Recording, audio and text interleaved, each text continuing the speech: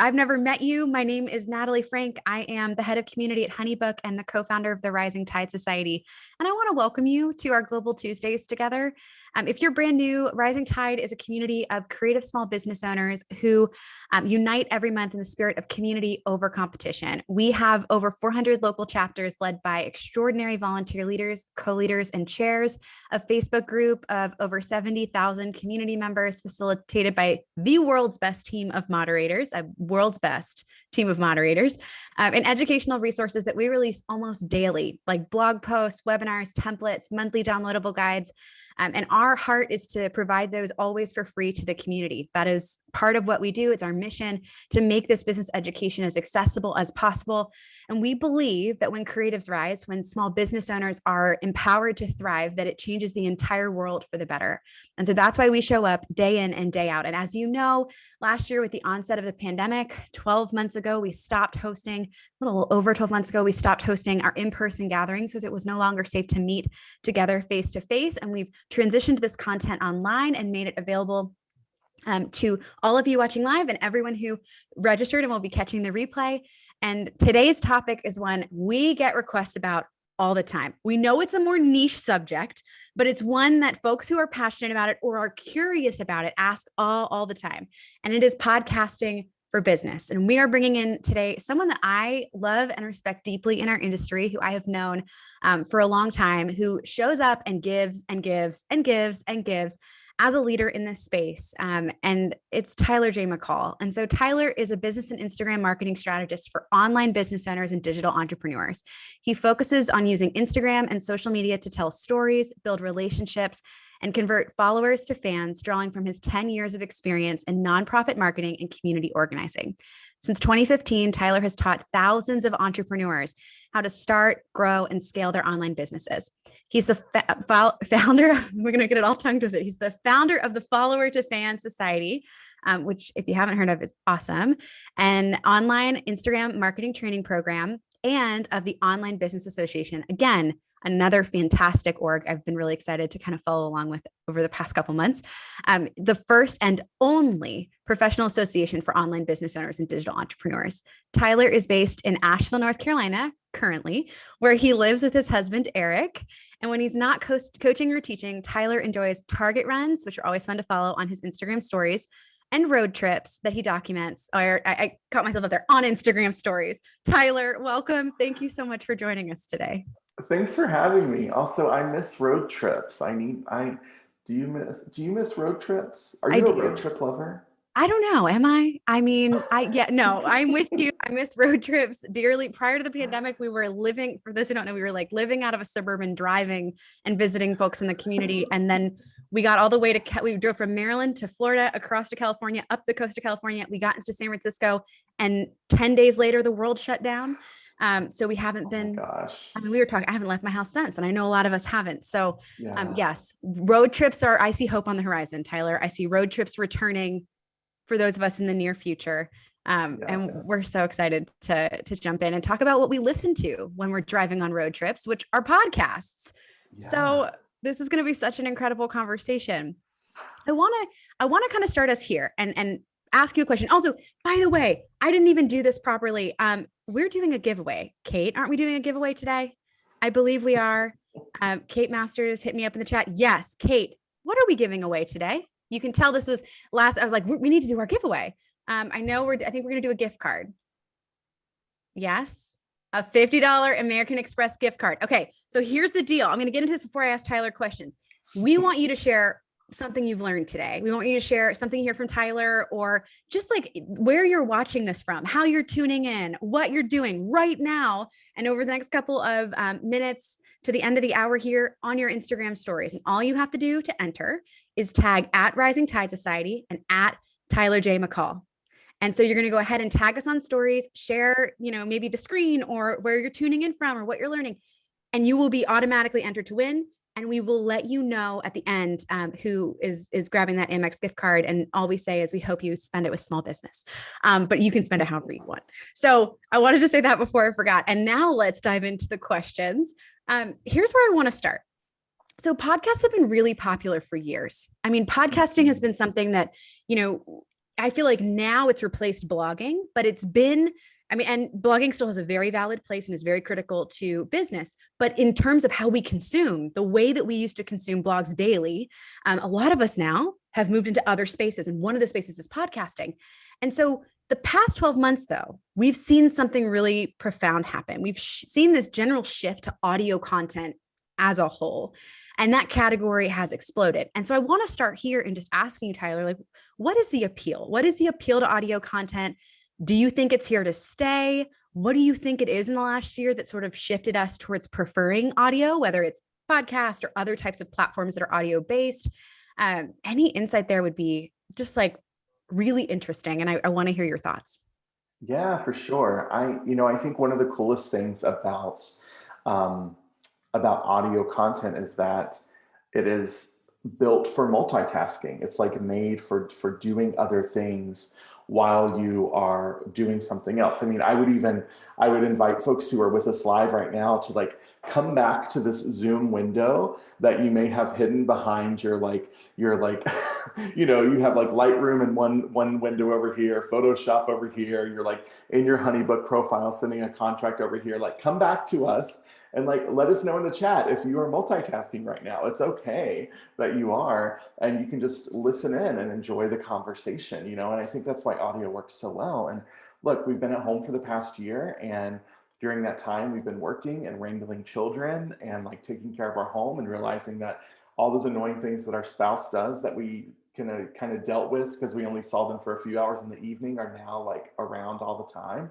So what a great escape to just pop those AirPods in or put the Beats over your ears and just get into some audio content. And I think, someone mentions in the chat the rise of Clubhouse. I think that's a great example. I mean, just yesterday, Natalie, Facebook announced they're doing their Facebooky stuff. They're ripping everyone off. They announced 3 new audio features coming to the platform in the next year.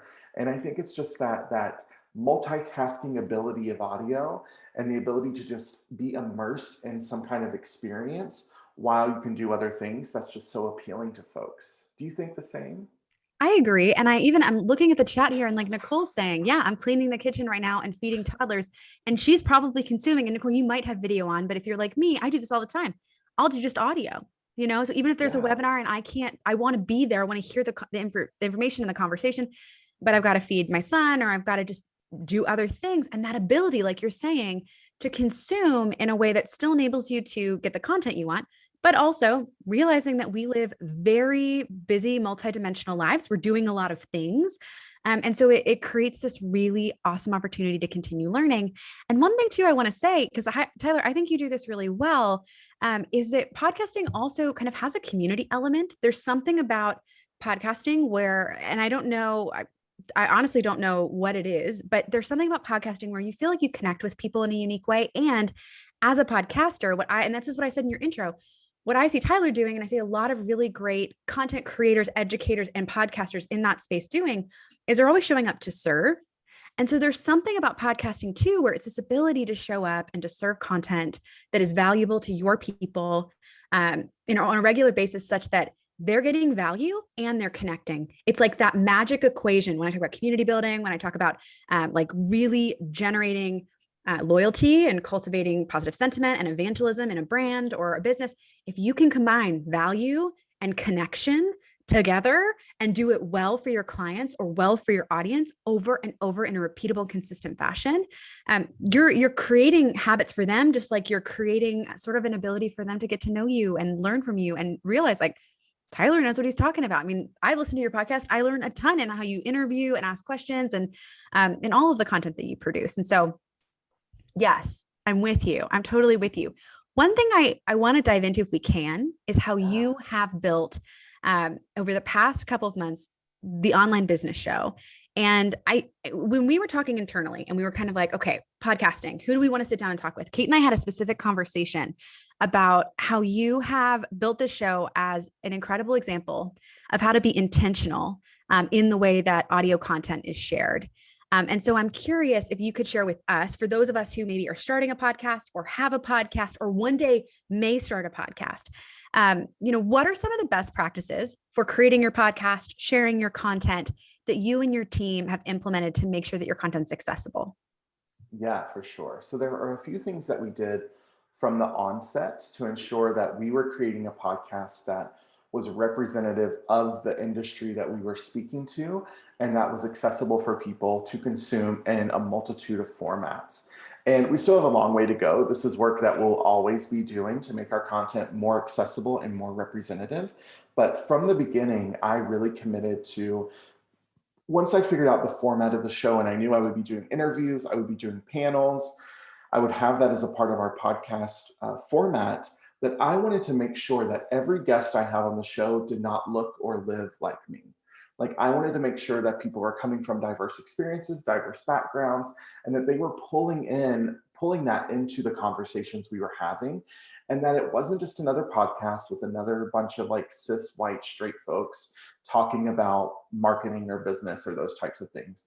There's plenty of podcasts that do that, but not on the online business show. And we even joke internally, we have a rule for our podcast that the only white guy we allow on the podcast is me. So like we're always trying to ensure that like anyone that's a guest on the show doesn't look like me, right? That isn't living life like me. And that we are inviting people from different backgrounds, because the value of those different experiences is so, so important. So we've been really intentional about that since the beginning. Another thing we've done is that we don't have any kind of requirements or expectations that, our guests have to have a certain size audience. I think that's a lot of it. People think, well, I can only have people on my podcast that have a similar size audience or that have a bigger audience because it's going to help me grow. I think that's a wrong way to look at it. I think there are so many people that have invaluable experiences and stories to share, and that they're building their audience right now. And waiting until they have a larger audience to invite them on your podcast or to have them come speak to your community is a huge missed opportunity. So we don't do that either. And then from the beginning, we've always approached it with the understanding that not everyone either wants to or can consume audio only content in a podcast format. So since the beginning, we've been really intentional about building out a robust blog post to complement every podcast episode. That includes a detailed overview of the podcast, detailed show notes that are actually written that break down the full outline of the episode. So if someone wants to consume it in the show note format, they can. We include a transcript of every single podcast episode as well for folks that want to consume it that way. We also include like quotable moments. We include really detailed descriptions of all of our guests. So that's been really intentional since the beginning. And it's really just understanding that like the online business show, like my podcast, serves a really important role in my business, but it's not the Tyler J. McCall show. It's the online business show. And that was done intentionally from the very beginning. Well, that's why we chose the name that we chose. And that's how we've built the podcast since then. And I think those are some things that you can do if you have a podcast or you want to create a podcast that can really create a better experience for those that are listening or consuming your content. And also just ensuring that you are featuring and highlighting and elevating people that aren't just doing the things that you do in the same way that you do it or through the same lived experiences that you have. Well, that was a mic drop. We can all go home now. And no, I'm teasing you, but no, everything you just said, yes, yes, yes, yes.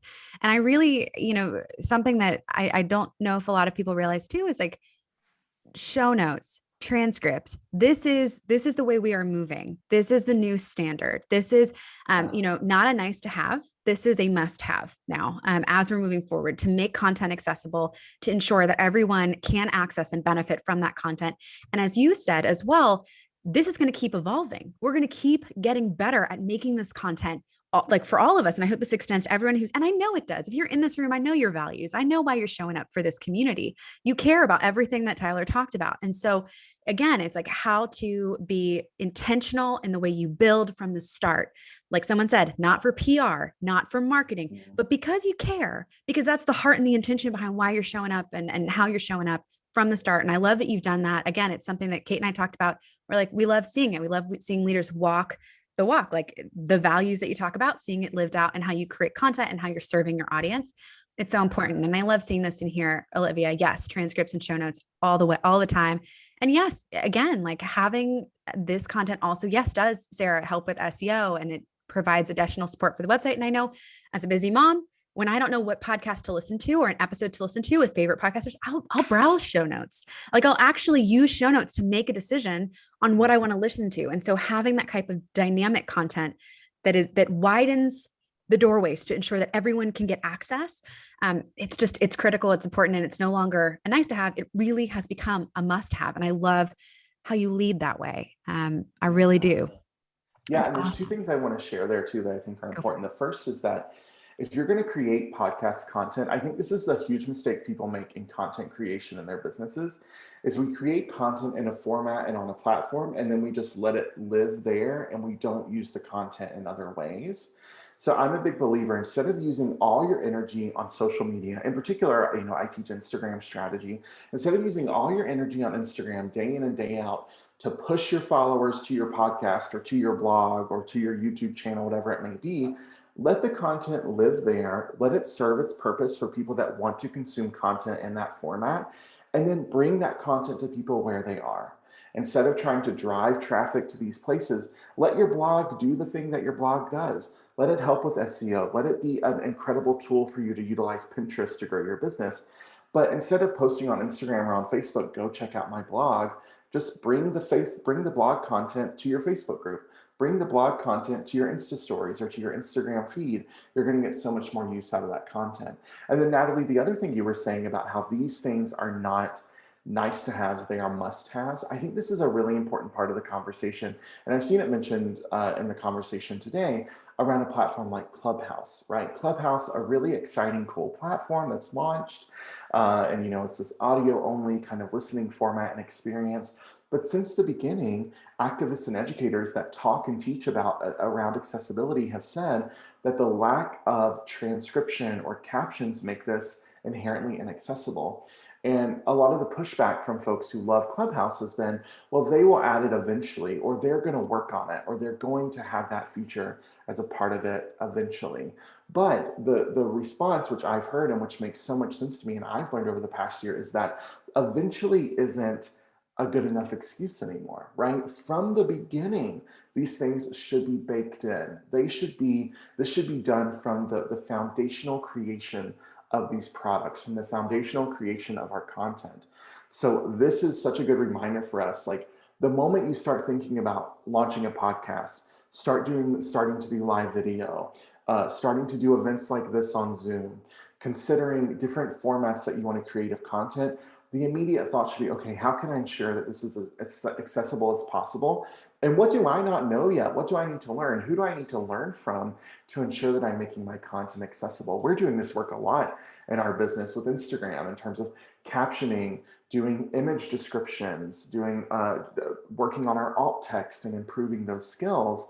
And we still have a long way to go, but it's not one of those, I'll do it eventually. It's okay, from the beginning, let's do this, right? Let's focus on this from the beginning of it.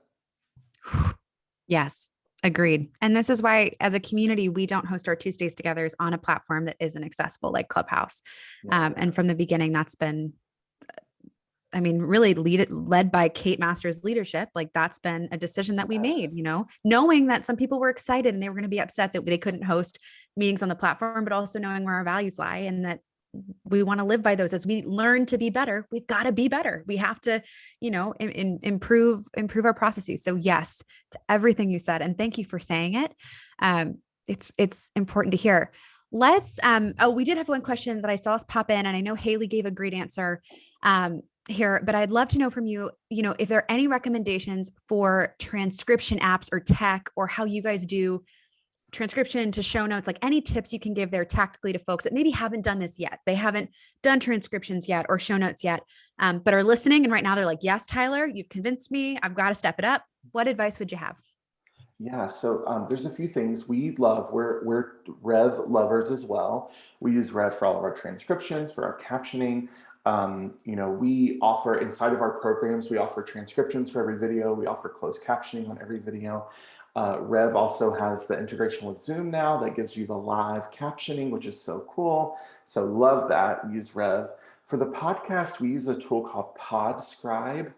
And Podscribe is really cool because it actually pulls from your podcast publisher. So the moment we publish a new episode, we have the Podscribe widget installed on our website. Every podcast episode that we produce, we put that widget in. The moment we publish a new episode, Podscribe pulls the episode, transcribes it, and puts the transcription up on our website for us. And people can copy that transcription. They can download it if they want it in like a PDF format. So that's a really cool tool that we really love. And we started working with them last year and have been really happy with that. So that's something we use as well. And then last thing, I'll just say it because, it needs to be said. Put captions on your Instagram stories. Y'all, do it. There's a new caption sticker. It's kind of rolling out. It's not, I still don't have it. I'm very annoyed. But at the end of the day, if you can get those 2 thumbs to type in and put that caption on your story. You can also use the Threads app from Instagram to do this.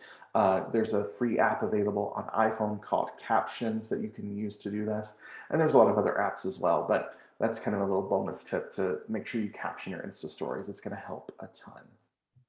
Yes, yes, and yes. Let's pivot from content creation and actually building a podcast of your own to what about getting on podcasts? What about pitching yourself to be a guest? We get asked this, all the time. And I've had conversations with so many friends that will say, hey, Nat, hey, Tyler, I've seen you on this podcast. How did that happen? How did you make that happen? How did you land there? Or even somebody listening that's going, I've loved everything I've heard about Tyler's podcast. I want to be on there. I want to pitch myself. I want to be considered to be a guest. I want to kind of start with the biggest question of how do you pitch yourself to be a guest on a podcast? And I know we're going to go deep on this, but wherever you want to start in this conversation, I would love to kind of kick us off there. Yeah, this is such an important question. And I'm going to tell you right now what I tell all of my clients, and that is the best way to grow your audience is to get in front of someone else's. Number one way.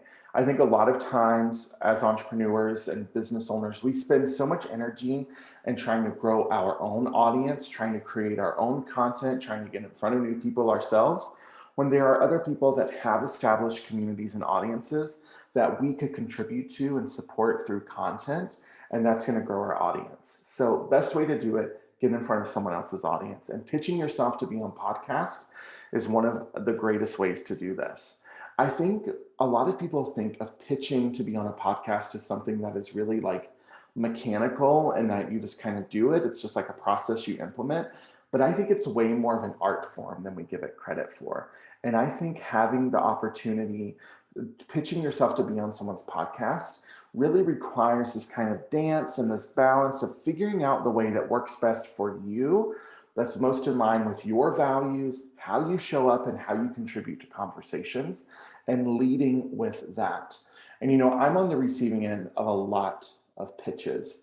And just so you all know, if you don't have a podcast yet, the moment you publish a podcast, I don't know where these people come from, but your inbox will become inundated with podcast pitches. We've even gotten to the point now where we just say no to pretty much every email podcast pitch because they're so generic, they're so boring, nothing stands out, and they're so formulaic at this point. So that's just an important point of as someone with a podcast, what we're looking for. We're not looking for the generic formulaic podcast pitch. The other thing is we pretty much have a rule that we don't accept any pitches from agencies or from agents. So if you want to be on my podcast, you got to ask yourself, you can't have a third party do it. So right now you may be being approached by agencies or people who want to represent you, help you get on podcasts. And look, for some people, those are a good fit, but I'll just say as a creator myself, those requests immediately get sorry, we're not interested, and they're archived by our team. We don't even really look at those. So that's something to consider as you're thinking of how you want to position yourself and get on people's podcasts. So here's the thing. If you want to get on people's podcasts, you really need to start looking for those opportunities now and also saying yes to opportunities when people invite you to establish yourself as an authority and get on their platforms. So right now, you probably have business besties, you have friends, maybe you're in peer-led masterminds, maybe it's in your local Tuesdays Together chapter or in the online community where you can connect with people and just say, hey, everyone, I can teach or talk about this subject. Is there a way that I can serve your community around this topic, right? And whenever someone says, yes, you can come go live in my Facebook group. Yes, I'd love to go live with you on Instagram. Totally take over my Insta stories for the day. Or I'd love to have you on my podcast. saying yes to those opportunities is really huge. I think a lot of people start to qualify those opportunities, especially in the early stages. And it's like, well, I don't want to do it unless they have X number of listeners or X number of members or X number of followers. I'll tell y'all right now, the fastest way that I grew my business from 2017 to 2019 is I said yes to everything. And I was going live in Facebook groups with 12 people. I was on podcasts that had just launched and I was one of the first guests. They had no listeners yet. It didn't matter. I said yes to the opportunity. And I think in a few ways that opens you up to learning how to be a great interview guest, learning how to kind of think about and conceptualize your process or your ideas or the thing that you want to be known for that you can talk about and teach. That helps you give yourself kind of a list of places where you've been featured or seen so people know that you're open to that. And I also think from just like a mindset and like maybe a little bit woo, like energetic perspective, you're just like opening up to doing those things. You're opening up to receiving those opportunities. So I think that's something important to do. Now, when it comes to pitching yourself to be on someone's podcast, I think there's a specific way you can do this that works really well. So I'm gonna go to my notes for this because I think this is what works really well. So the first thing is if you identify a podcast where you want to be a guest, I want you to think about how you can build a real relationship with the podcast host. So how can you build a real meaningful relationship with this person? That's typically going to start by following them on social media, wherever they show up the most regularly. So following them on that platform and being an engaged member of their community. So commenting on their post, liking their content, sending them messages. If they're doing stories, responding to their stories with direct messages. At this stage, the goal here is to get in front of people, right? Is to get in front of this person so that you can so that you can get their name in their mind, right? So that they start connecting you and your name. From there, I want you to think about how you can amplify their work. So share their work on your platform and always credit them for sharing their work, right? So share that work, share it on your stories, share it in your feed, tag them, mention them as the person that's doing it. Now, again, I said this is like an art form. This is a dance, okay? So we're not trying to like do this all the time. I think it can kind of get annoying at a certain point. Okay, we're not trying to like blast their DMs with all of your mentions and tags, but share their work. And then the next thing is connect with them before you ever pitch. Connecting with them through direct messages, having real conversations. Don't let your pitch be the first message that you ever send that person. You want to connect with them before that.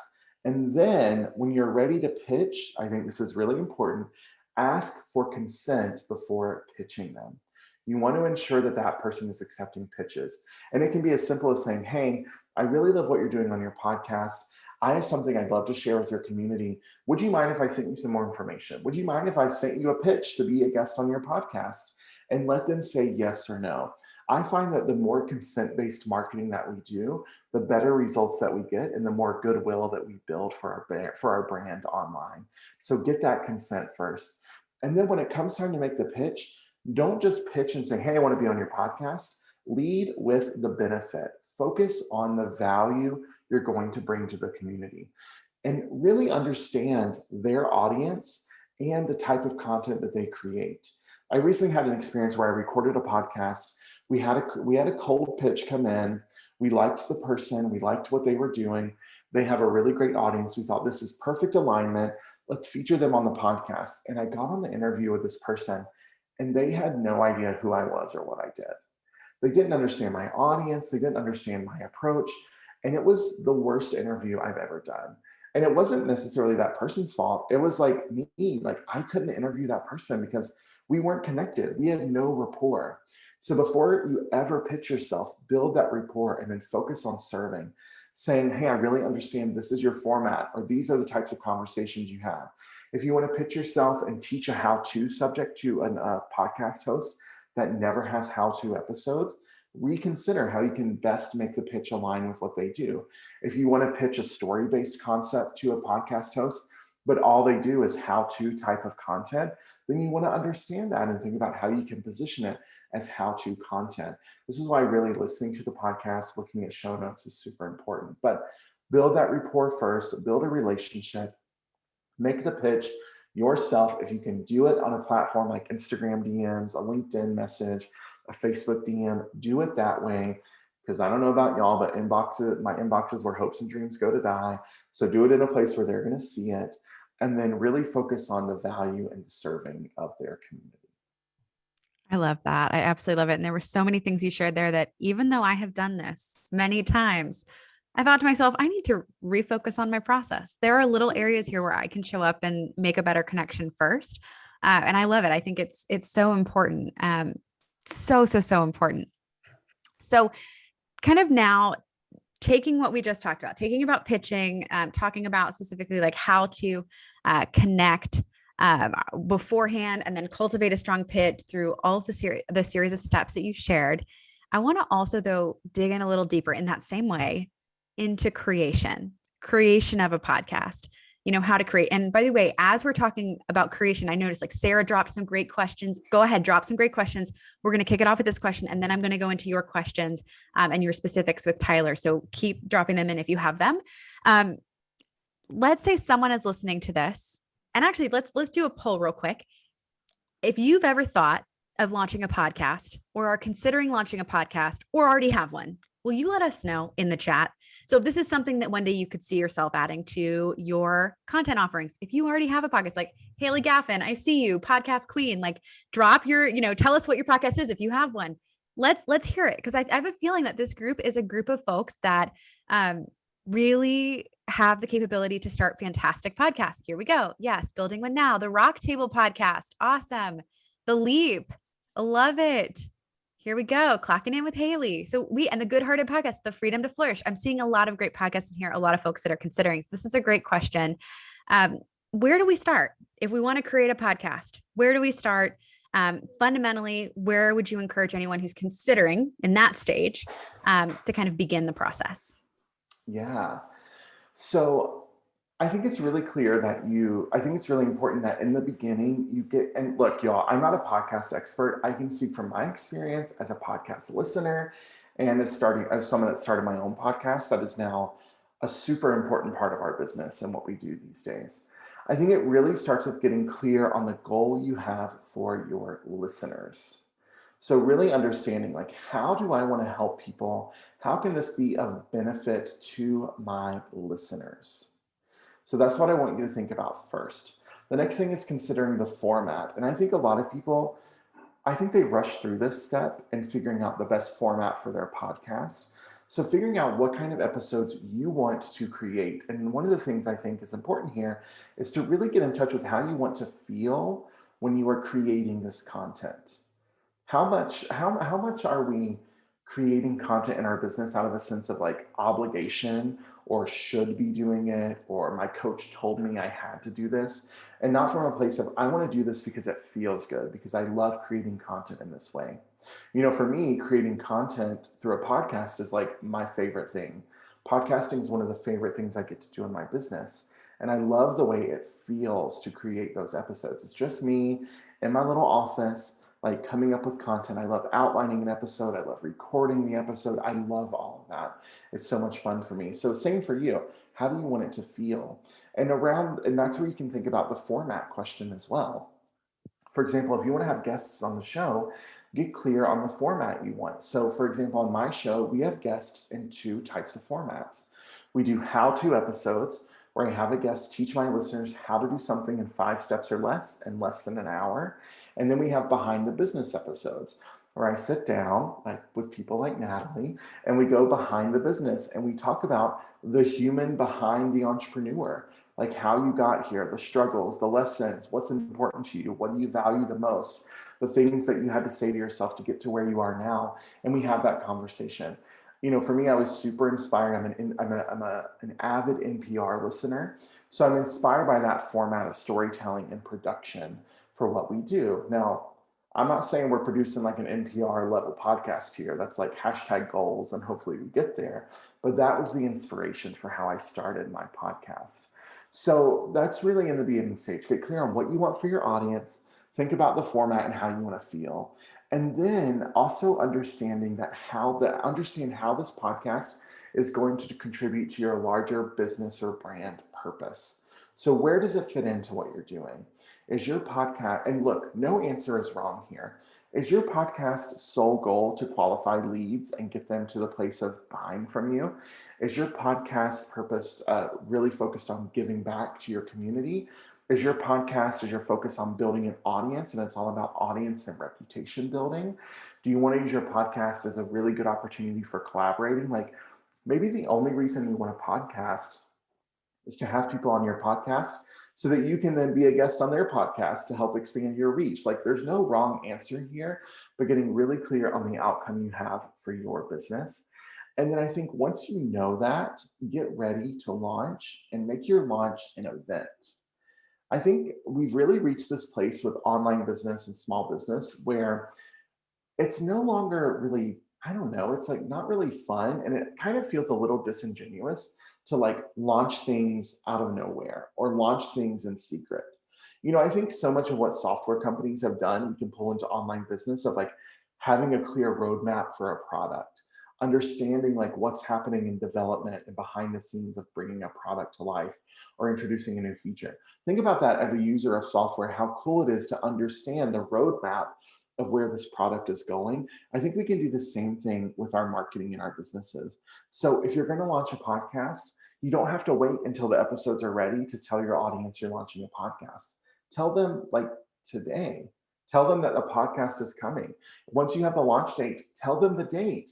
Once you have it, you're clear on how you're going to launch, tell them what that's going to look like. So we did this for weeks. We said the online business show is coming. It's launching this date. This is our launch. We're so excited. Make sure you tune in. We dropped I think we dropped 5 episodes on that launch day. So people have a lot of content to consume. We launched a little trailer the week before to get people excited and so they could go ahead and subscribe in iTunes or wherever it was. Then we launched with a bang. We did a huge giveaway for people if they rated and reviewed and subscribed to the show. We were sharing the podcast all week.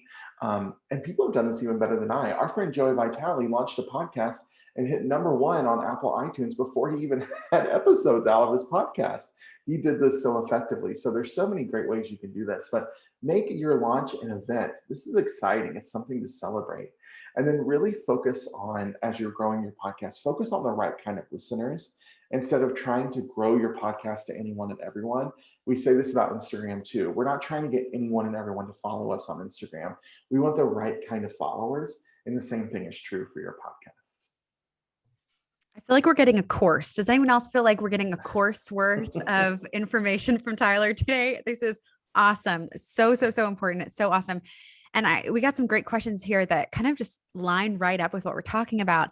So let's say we take all the steps. Yeah. Here for the free course from Tyler. Seriously, Sarah, I'm like wishing I could take notes without looking awkward because I'll have to watch the replay and take notes.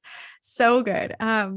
Some questions that popped in that are super in line with this. So let's say you listen to this, you're like, okay, I feel like I have a good framework for the type of content I'm going to create. I'm ready to celebrate and do it well and do this launch, but I don't know where to begin. So do you have any recommendations for podcasting programs or recording software, editing software?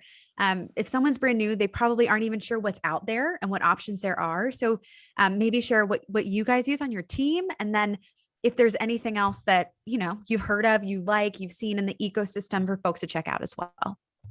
Yeah. So we learned how to create and launch our podcast by learning from Pat Flynn, who's like an OG podcaster and educator. So we purchased one of Pat Flynn's podcasting courses years ago. I was one of those courses I kind of had on the shelf and we finally like pulled out and dusted off.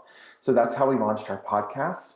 I would say one of the first things you could do is figure out which platform you want to use to host your podcast. There are different ones out there. Libsyn is one example. We use Buzzsprout for our podcast. And a lot of these podcasts have become really incredible resources for education as well.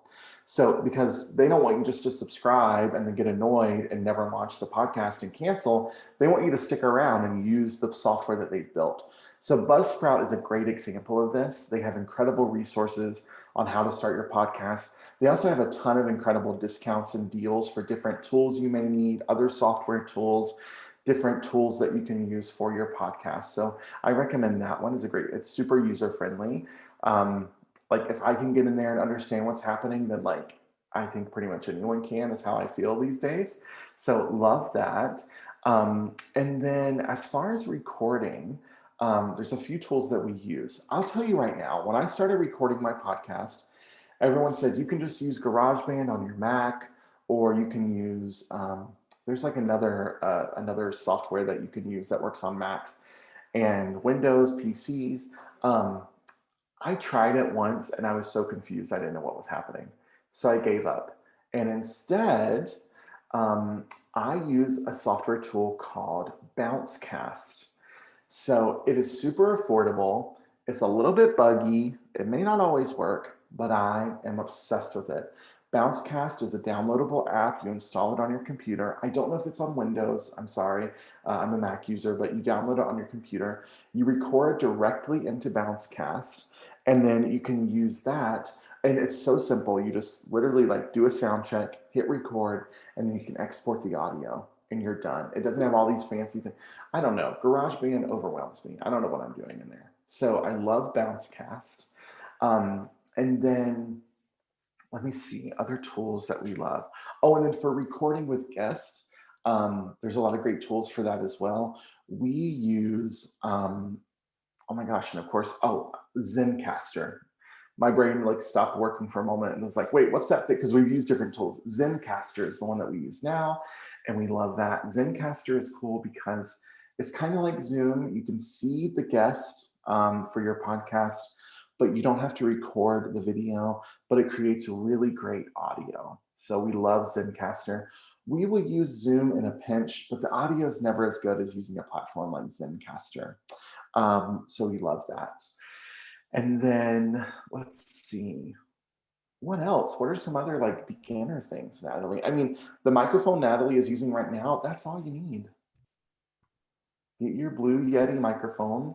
What is that, like $100, you know? Yeah, I've had it forever. I mean, I've owned Yeah, this thing they has come across last. the country. They last. So it is like if you're just getting started, yes, I mean, $100 is an investment, but Sure.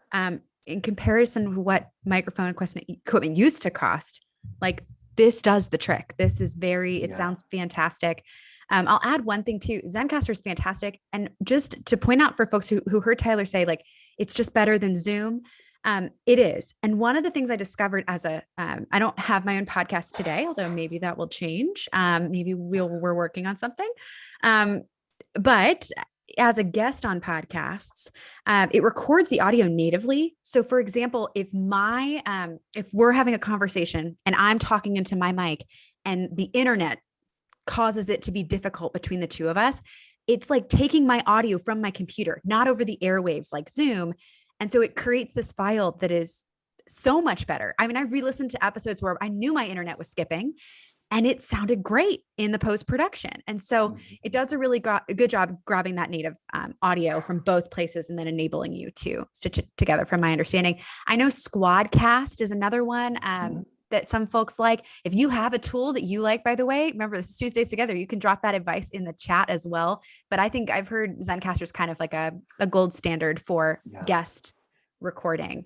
I'll Other also say, equipment. Natalie, too, like another tool that people love for guest recording is called riverside.fm. That's another tool. Here's my thought on software and tools, my philosophy. Natalie, I wonder if you share this. I'm of the thought of like, I'm going to pick something that I like and I can figure out how to use it, that it's like in line with my values and like I understand the mission behind the company. And then I'm just going to use it. I think so many times people are always trying to find like the perfect next best software. Y'all, the amount, not even, and sometimes too, we're like, well, I'll skip on like the paid version here to get a free version over here. But the amount of energy we expend as business owners, and also the amount of decision making that we do to try and pick the best thing. Just think about if you just picked one and you're like, look, I know it's not perfect. I don't know if it'll ever work perfectly the way I want it to, but this is where I'm going in. The way that we do this in our company is we're like, okay, we're going to go in on the software and then we pay for it for the year. Then we're like, okay, we're stuck with it for a year. We're going to figure out how to make it work for us for the next year. So that's something you could consider too. I'll also say this. If you don't want to invest in a mic yet, if you're brand new to a podcast, you probably already have the tool you need to get started. You may have like 17 of them like I do. It's these things. Like literally the headphones that come with, well, for any of the kids in the room, Apple headphones used to have this little silver microphone jack that you plug into your computer. It doesn't fit into the bottom of your phone like your new fancy Apple headphones, but you already have it, right? So you can probably go to like a vintage store and find some somewhere, but you already have it. Like this microphone, great. It gets the job done. Have headphones, you can hear the other person. You don't need anything else. You have everything you need. I love that you just told them they might have to go to a vintage store to get I know, headphones with right? the, I'm laughing because there is some truth to that. And I also just want to say how refreshing it is to hear that you can start with the equipment that you have Yeah. as you get started. Because I do think, and I don't know if anyone else is like this, please let me know in the chat, that I do think sometimes too, we don't start because we don't think that what we have is enough to start with. And I remember feeling this way with photography, where I would think, I need the best lens and the best camera and the best camera bag and the best in order to be professional. And that's just not true. I mean, there are people photographing things on iPhones that look 10 times better than when I started. It's about knowing like having the knowledge, doing the work of understanding everything Tyler talked about what you want to create, and then experimenting and getting comfortable with the equipment you do have. And if you determine, hey, this is something I really want to invest in, like Tyler said, I love his strategy, then do it, then invest and commit and make a commitment saying like, hey, I've been doing it with the equipment I have. I'm ready to make an investment. I'm going to get the mic. I'm going to do 1 year on the software, and I'm going to force myself to show up for 1 year and make this content. And you're going to learn a ton along the way as well. And it's refreshing. Yes. Analysis paralysis. It's refreshing just to hear, like start with what you have, go from there. And I guarantee there are podcasts you listen to that you love that folks are recording on their Apple headphones. Guarantee it. Absolutely guarantee it. And I think that's so important. Let's see here. These questions are great. Keep asking them, by the way. Kate, thank you for gathering them and dropping them in too. We have like a doc where we keep our notes. Let's talk about this, because I have a feeling, I know I have struggled with this whenever I create anything. And I'm curious to hear if you've struggled with this. But somebody asked, how do you get over the feeling of not having anything new or inspiring to add to the conversation? And I'll say the same thing, where sometimes when I go out to create, I think somebody's already done it. Somebody's already doing this thing well. Who would want me to do this thing?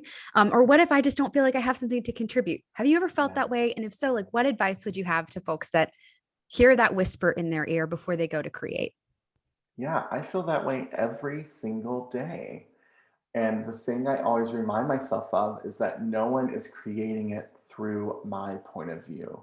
No one is creating it through my lived experience. No one is creating it with my understanding of my values. No one is creating it with my voice. No one is creating it with my unique personality. The other side of this is that effective marketing and effective business building is saying the same things over and over and over again. The way that you establish expertise, the way that you establish authority in your industry or your niche is by being known for something. And the best way to be known for something is by repeating yourself and saying the same things over and over again. And the cool thing is, right now, you have your own unique experience, you have your own unique perspective, and you have your own unique voice. So whatever you share, even if it's already been said or done or shared by someone else, it's not been shared in the way that you're going to share it. It's not been shared with your point of view. So I think if you can take that into what you're doing, I think that's really, really important. When I first started my business, Natalie, I worked with a lot of wedding professionals. That's like where I started, and I'm thankful for the community like Rising Tide, because that's where I was able to really like hone my skills and support other business owners. And I finally came to the realization when I was coaching and supporting other wedding professionals that the thing that they needed to hear was that the thing that they did, the work that they did for their clients was great and fine and well. The photos they took were great. The video they made was great. Officiating a wedding, doing floral design, that was all great and fine and well. But the thing was, someone else could do that. And what they really needed to understand is that their clients were hiring them for them, because they wanted you to capture those pictures. They wanted you to create those floral arrangements. They wanted you to write that ceremony for them. And it really wasn't about, at the end of the day, like the end product.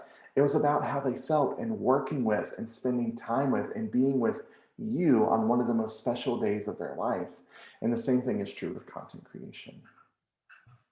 And that is at the heart of everything we believe here at Rising Tide. You know, community over competition as a concept thrives from this very simple fact that we might compete for business, but we are unique, distinct individual creators, business owners, service providers.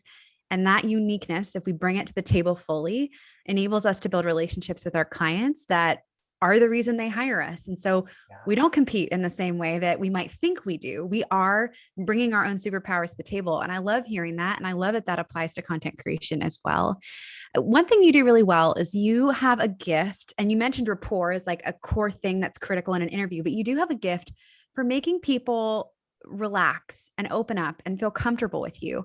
And one of the questions we got was if there are any tips you have for being a great interviewer. How do you get a guest to relax, to open up, and to share in a way that's going to create a great episode? Yeah, so this is something I'm still learning and skills that I still want to hone.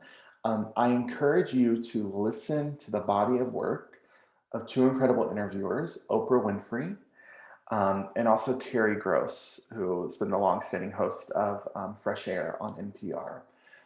Listen to these two women and how they have conversation, and you will be just astonished. If you haven't like rewatched the Oprah sit down with Harry and Meghan 17 times just to like observe the way in which were you silent or silenced, right? Like just the way in which she engages and calls back and just like, oh, I just like melt every time. I literally get like goosebumps thinking about it. Also, like Oprah sit downs with Barack Obama. Like I literally cannot even function like of how good they are.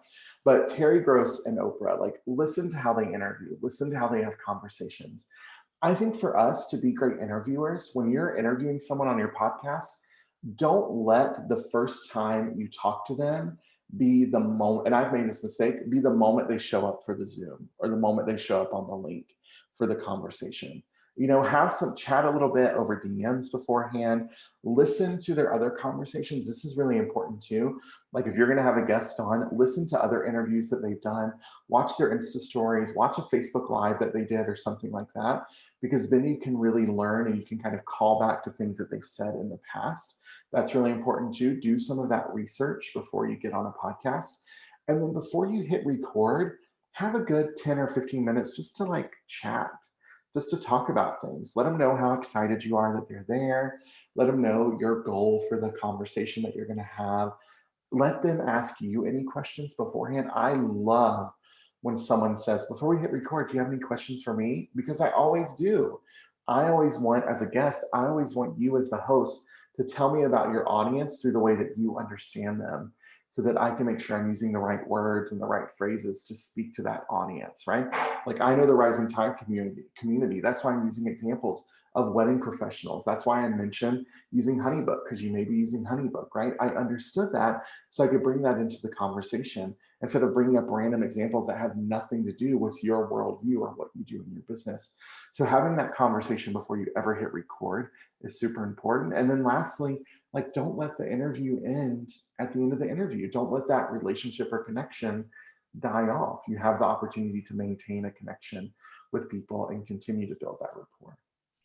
I will say the 5 minutes prior to hitting record, that time frame where you're sitting with a podcast host as a guest is critical. I mean, it really is. And I think the more it feels like old friends catching up, regardless of how professional or structured the content will be in the actual interview, it also, as a guest, like it puts me at ease. It makes me feel a sense of, you talk about like, know, and trust factor in marketing, but it creates that in a relationship format where I'm like, oh, yes, Tyler, I feel safe in this space to have conversations, to be honest, to be vulnerable. It cultivates Yeah. that within the interview, which is so important. And one thing Tyler said too that I want us to really hone in on is, he mentioned two great interviewers that he loves, Terry Gross, Oprah Winfrey.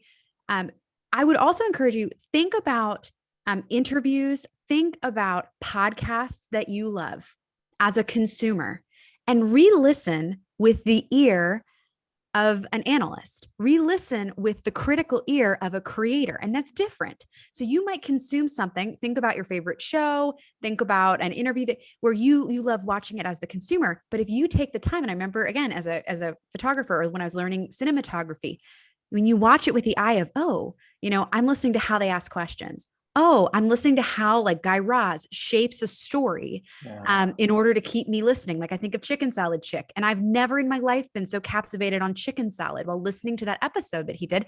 But if you're trying to create a podcast, you're now going to listen not from the consumer. You're going to listen, just like Tyler said, from the creator standpoint. How are they stitching it together? How are the questions asked? Were you silent? Or were you silenced? Like the nuance of language and how it's poetic and yet draws you in. Those types of things as you're trying to create your show in all capacities, you're going to learn a lot. What kind of styles you like, what kind of interviewer you might want to be. And all of that, I think, goes into taking that critical ear and listening. Now, I know we're at the top of the hour and we still have great questions coming in, but what I would like to do is respect your time, Tyler, and everyone's time who's here, and kind of bring us together at the end.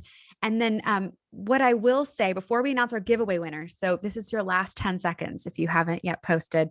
I think we might have already pulled it, but if you want to post real quick on stories, your last chance to do that. I want to ask Tyler, for folks who still have questions, who want to listen to the show, who want to get connected with you, where is the best place for them to do that? Because we do have some great questions we just don't have time to answer. Where should they ask? How should they connect with you? And maybe can learn more about all of the amazing things that you offer.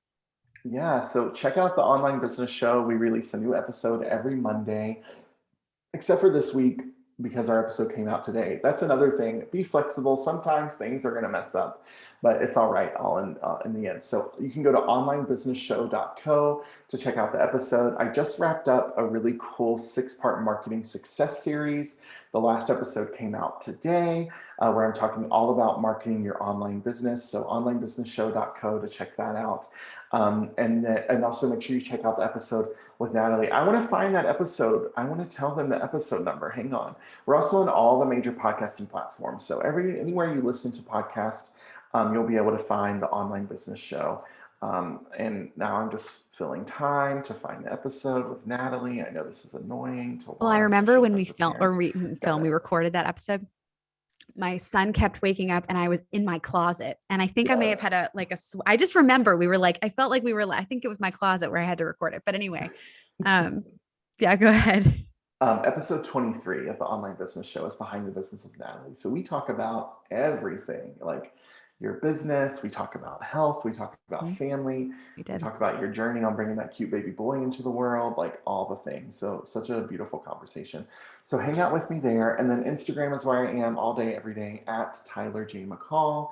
So come hang out, give me a follow. We're talking a lot about Instagram these days. We're launching our new course, Follower to Fan Academy, in just a few weeks. So if you want to learn all about Instagram marketing and how to create your own custom Instagram strategy, come hang out with me on Instagram and we can help you do that. Yeah, I've learned a lot from you on Instagram strategy, and you have a refreshing approach to the subject.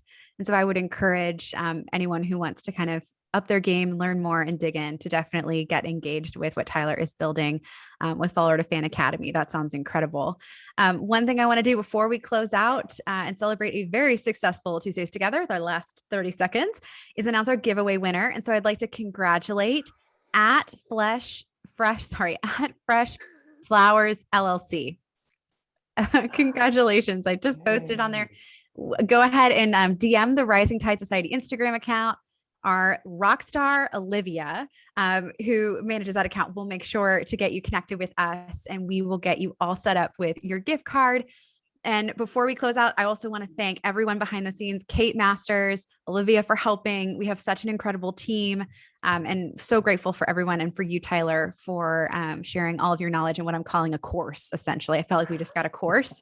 Thank you so much from the bottom of our hearts. And we can't wait to see you all again soon at another Tuesdays Together. Thanks, everyone. All right. Thank you, everybody.